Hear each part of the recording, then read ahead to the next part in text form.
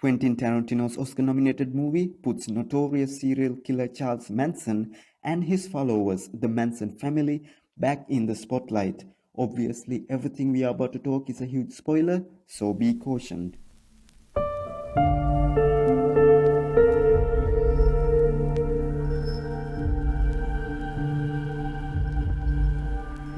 Once Upon a Time in Hollywood happens on August 8, 1969, when Cliff, played by Brad Pitt, and Rick, played by Leonardo DiCaprio, return to the States from Italy at the same time as the Manson family arrives in Rick's neighborhood with the intention of murdering the actress Sharon Tate and her friends.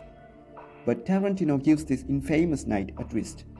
Rick has a confrontation with the family in his driveway while they are scoping out Sharon's house, and he becomes a huge nuisance to them. As a result, the Manson family returns to murder Rick and Cliff, not Sharon. Cliff ends up fighting them off, and we get a happy Hollywood ending. In other words, Sharon's life is saved. If you have seen Inglourious Basterds, you know Tarantino loves rewriting history. But sadly, the ending of Once Upon a Time in Hollywood is not what happened to Sharon in real life. It's far from it. So, what really happened that night? On August 8, 1969, several members of the Manson family, including Tex Watson, Susan Atkins, Linda Kasabian, and Patricia Kremwinkel, snuck into 10050 CeeLo Drive, the Los Angeles rental property where Sharon and her husband, movie director Roman Polanski, were living. Roman wasn't home that night. He was in Europe working on a movie, but Sharon was. Thus, the Manson family attacked and killed her. She was 8.5 months pregnant at the time. The whole event was truly horrific. Along with Sharon, the family also murdered 4 people who were staying at the Tate Polanski home. Sharon's friend hairstylist Jay Sebring, Roman's friend Wojciech Fryoski, the Folger coffee heiress Abigail Folger, and Stephen Parent, a friend of the caretaker of the property who was shot and killed on the family's way in. The specifics of what happened to Sharon and her friends are absolutely awful. The murder team arrived at CeeLo Drive just past midnight on August 9, 1969. Watson climbed a telephone pole near the entrance gate and cut the phone line to the house. The murderers backed their car to the bottom of the hill that led to the estate and walked back up to the house. They thought that the gate might be electrified or equipped with an alarm, so they climbed a brushy embankment to the right of the gate and entered the grounds. Headlights approached them from within the angled property, and Watson ordered the women to lie in the bushes. He stepped out and ordered the approaching driver to hold. Stephen Parent had been visiting the property's caretaker William Garrettson, who lived in the guest house. Watson leveled a .22 caliber revolver at Parent, and the frightened youth begged him not to hurt him, claiming that he would not say anything at all to anyone. Watson lunged at Parent with the knife, giving him a defensive slash wound on the palm of his hand that severed tendons and tore the boy's watch off his wrist. Then he shot him 4 times in the chest and abdomen, killing him. Watson ordered the women to help push the car further up the driveway. Watson next cut the screen of a window, then told Kasabian to keep watch down by the gate. She walked over to the parents' car and waited. Watson removed the screen, entered through the window, and led Atkins and Krimwinkel in through the front door.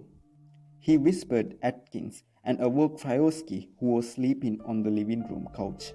Watson kicked him in the head, and Fryoski asked him who he was and what he was doing there. Watson replied, "I'm the devil, and I'm here to do the devil's business." On Watson's direction, Atkins found the 3 other occupants with Kremwinkel's help and forced them to the living room. Watson began to tie Tate and Sebring together by their necks with rope which he had brought, and he slung it over one of the living room's ceiling beams. Sebring protested the murderer's rough treatment of the pregnant Tate, so Watson shot him. Folger was taken momentarily back to her bedroom for her purse, and she gave the murderers $70. Watson then stabbed Sebring 7 times. Fryoski's hand had been bound with a towel, but he freed himself and began struggling with Atkins, who stabbed at his legs with a knife. He fought his way out of the front door and onto the porch, but Watson caught up with him, struck him over the head with the gun multiple times, stabbed him repeatedly, and choked him twice. Kasabian had heard horrifying sounds and moved towards the house from her position in the driveway. She told Atkins that someone was coming in an attempt to stop the murders. Inside the house, Folger escaped from Krenwinkel and fled out a bedroom door to the pool area. Krenwinkel pursued her and caught her on the front lawn where she stabbed her and tackled her to the ground. Watson then helped finish her off. Her assailant stabbed her a total of 28 times.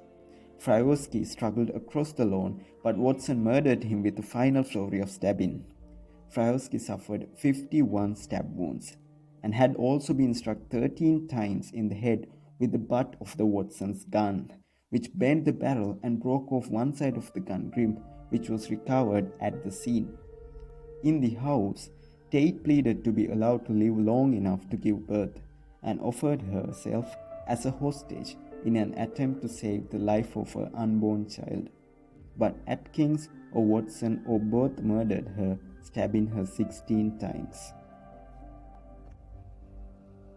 Watson said that as Sharon was being killed, she cried out, "Mother, mother," which is heartbreaking. The family appeared to show no remorse after the murder spree, writing "pig" in blood on the front door since Manson had asked them to leave a sign, something witchy. So why did the murders happen? There were two reasons apparently. First, Charles Manson was upset that producer Terry Melcher, who used to rent 100,500 Drive, hadn't shown interest in making a record with him. Manson was fixated on this rejection, so he told Watson to take a group to that house where Melcher used to live and totally destroy everyone in it, as gruesome as you can. The second reason was that the murders were apparently part of the Mansons' grand plan to ignite an apocalyptic race war he called Helter Skelter, which he thought was prophesied in chord on the Beatles' White Album. It's obviously deranged, so don't even try to understand it. So what happened to Manson and the family? In other words, were they caught? Ironically, Manson and 25 members of the family were arrested just a few days after the murders, but for another crime entirely, auto theft. The police didn't figure out that they were responsible to what became known as the Tate murders for legit months. The group was eventually tracked down, and on April 19, 1971, Manson, Atkins, Krenwinkel, and Van Houten were sentenced to death, and so was Watson, but in a separate trial.